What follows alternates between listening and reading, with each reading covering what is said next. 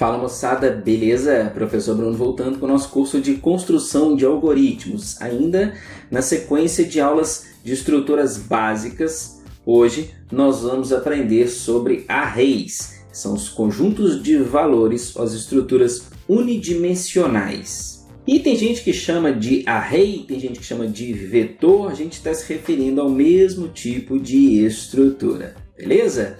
Então a gente precisa completar essa faixa, essa estrutura de aulas básicas, essa quantidade de aulas básicas, para daqui a pouco, a hora que a gente entrar efetivamente no conteúdo de algoritmos, a gente conseguir desembolar o nosso conteúdo.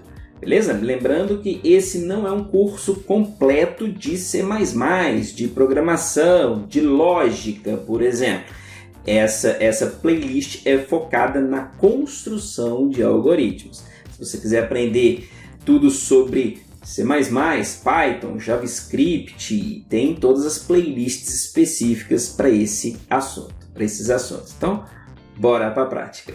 Então, pessoal, vamos lá, vamos discorrer aqui, né, sobre o assunto de arrays, que são os vetores. Quando a gente fala de vetor, são as estruturas de array unidimensionais, tá? São as estruturas que são indexadas somente por um índice, ou são controladas somente por um índice, ou tem um nível de indexação.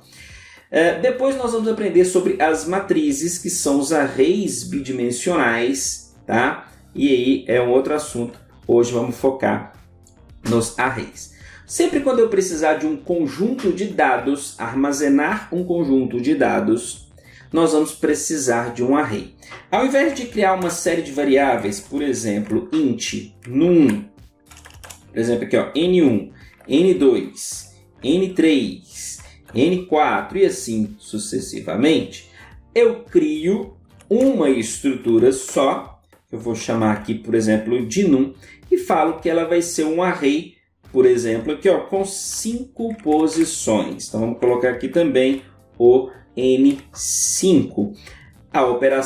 Essa operação, ela é semelhante a essa operação, só que aqui eu tenho todos os números armazenados como se fosse um pacote.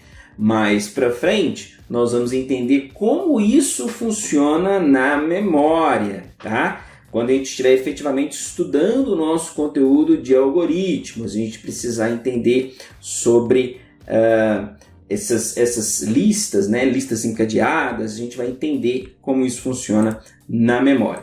Então, ao invés de eu criar 5 variáveis, eu vou criar um pacote com 5 posições. Em cada uma dessas posições, eu vou poder armazenar um valor do tipo, no caso, inteiro. Legal? Bom, e aí eu tenho algumas regrinhas aqui de sintaxe que eu posso, por exemplo, já armazenar valores dentro dessas posições. Quando a gente, se eu fizer só assim, ó, só declarei o array com as 5 posições e pedir para fazer uma impressão aqui de uma posição específica, por exemplo, a posição 1, ele vai imprimir, no caso aqui, ó, hoje em dia, ele até imprime, provavelmente ele vai imprimir 0 aqui, quer ver? Ó? Vamos ver, se alt, num, o que deu errado? Escrevi errado, né? Aqui, ó, roda, ele vai imprimir 0, tá vendo? Por quê? Porque hoje os compiladores já são um pouco mais espertos. Antigamente, isso aqui, ó, gerava uma impressão na tela que a gente chamava de lixo. Ele imprimia um lixo. Mas por que ele imprimia um lixo? Que era uma posição que estava na memória RAM. Lá aquela posição não estava mais sendo usada. O sistema alocou aquela posição da memória para essa variável. E como eu não armazenei nada, não coloquei nada lá, pedi para imprimir, ele vai imprimir o lixo que está lá dentro dessa variável. Beleza? Hoje em dia, não. Hoje em dia os compiladores já colocam 0 lá, tá certo?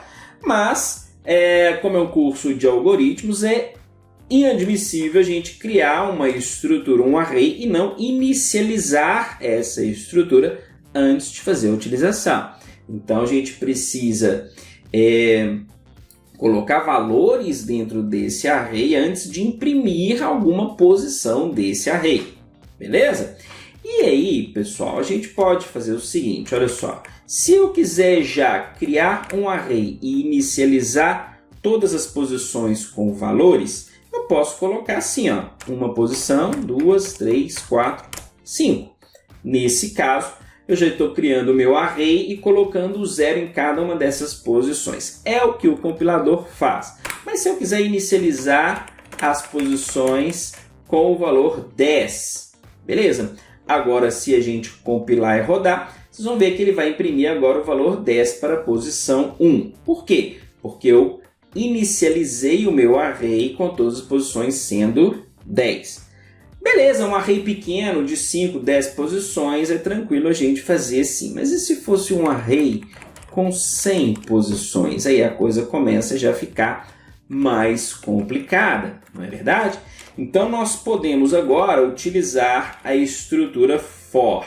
Se você não está familiarizado com o for, assiste primeiro às aulas da nossa playlist de C++, onde eu expliquei sobre a estrutura for. Legal? Então, o for, nós vamos criar aqui uma variável. Olha, eu misturando JavaScript já, né? Eu vou criar uma variável do tipo inteira que eu vou chamar de i e vou inicializar ela em 0. Essa criação poderia ser fora também, tá? Eu poderia fazer assim, ó, já de uma vez, int i e começando i com 0. E aqui eu só utilizaria o i, nem precisaria inicializar. É bom, na verdade, inicializar, né, ali dentro do for, mas eu poderia fazer assim. Qual que é a desvantagem de eu fazer assim? Esse i, ele tem o escopo global ao main, então ele vale para todo o main. Enquanto o nosso programa estiver funcionando, o i vai ficar reservado para o main, tá certo? Vai ficar ocupando esse espaço lá na memória à toa, se eu quiser utilizar somente uma vez esse for. Quando eu declaro aqui, o escopo dessa variável é o for, ou seja, acabei de utilizar o for, beleza, a variável já fica, aquele espaço já fica liberado para o sistema operacional. Legal? Então, criando aqui ó, um contador, aqui, uma variável índice inicializando em 0, enquanto o i for menor do que 100, eu vou dar aqui um i++.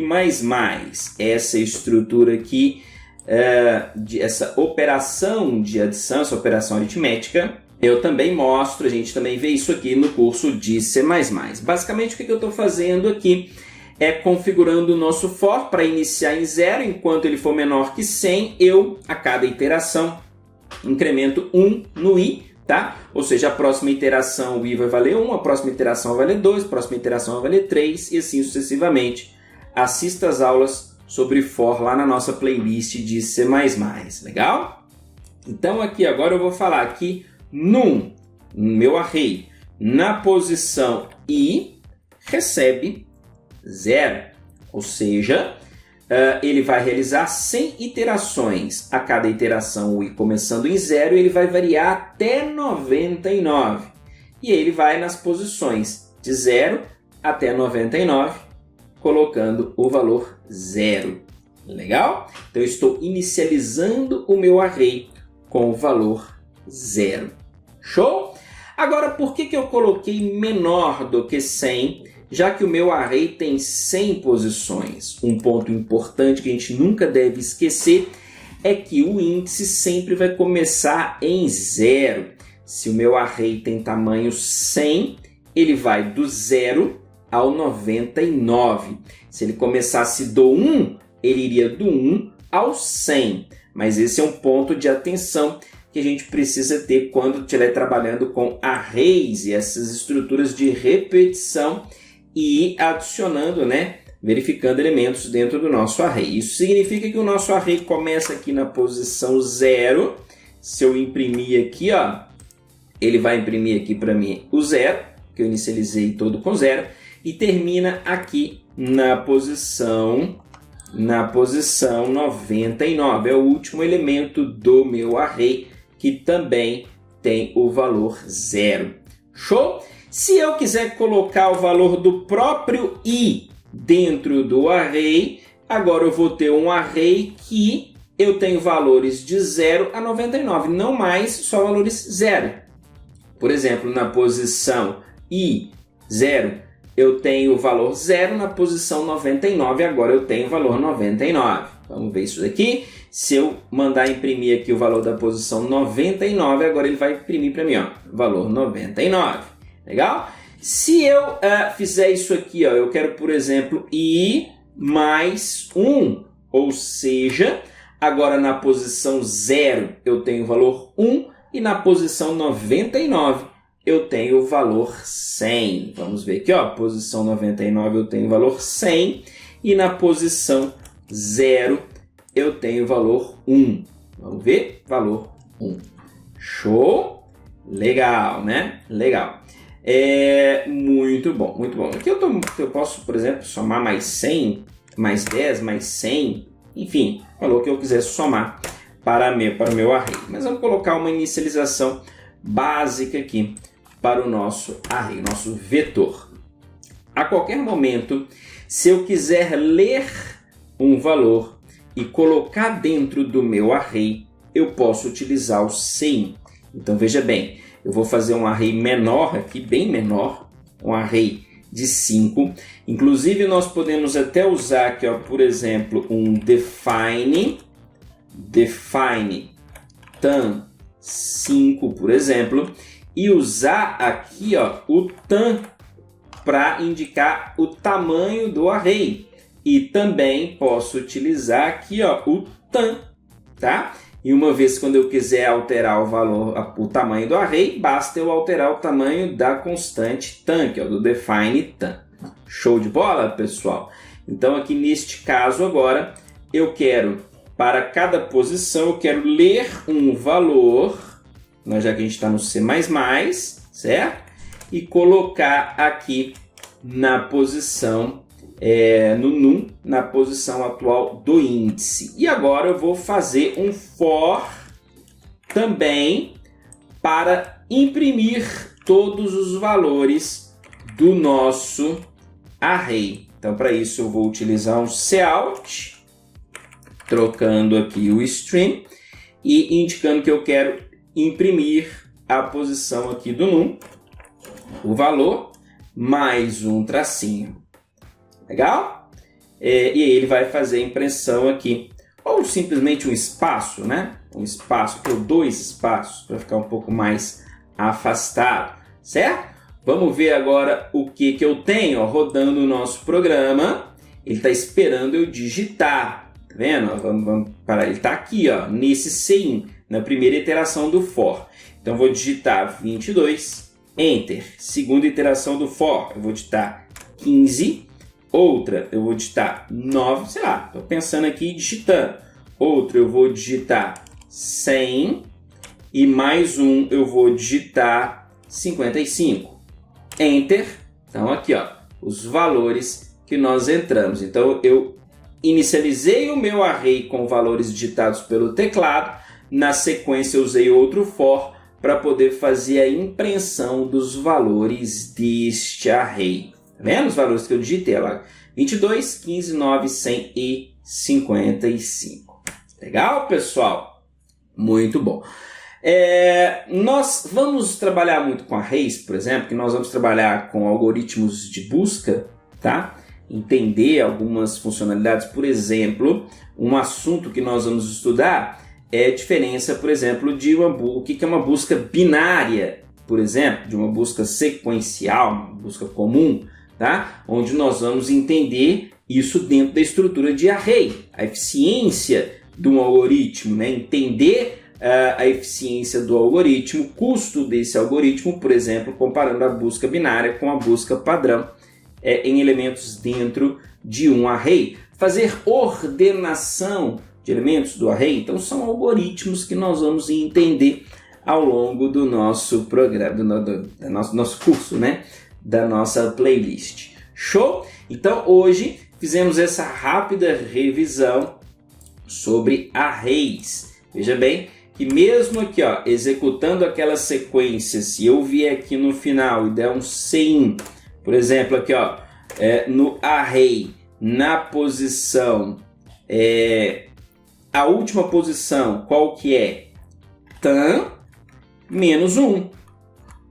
Concorda comigo? Porque tan é 5. Lembrando que ele começa do índice 0, ó, índice 0, 1, 2, 3, 4. Então a última posição do array é o tamanho dele menos 1, que é o índice 4.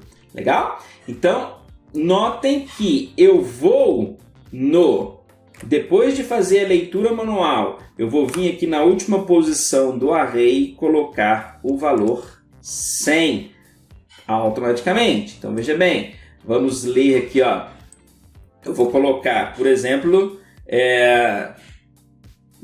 8 em todas as posições. 1, 2, 3, 4, 5. Quando eu der o Enter, ele vai imprimir para mim e vai falar que na última posição eu tenho 100. Por quê? Porque eu adicionei aqui, ó, na última posição do array o valor 100. Tá certo?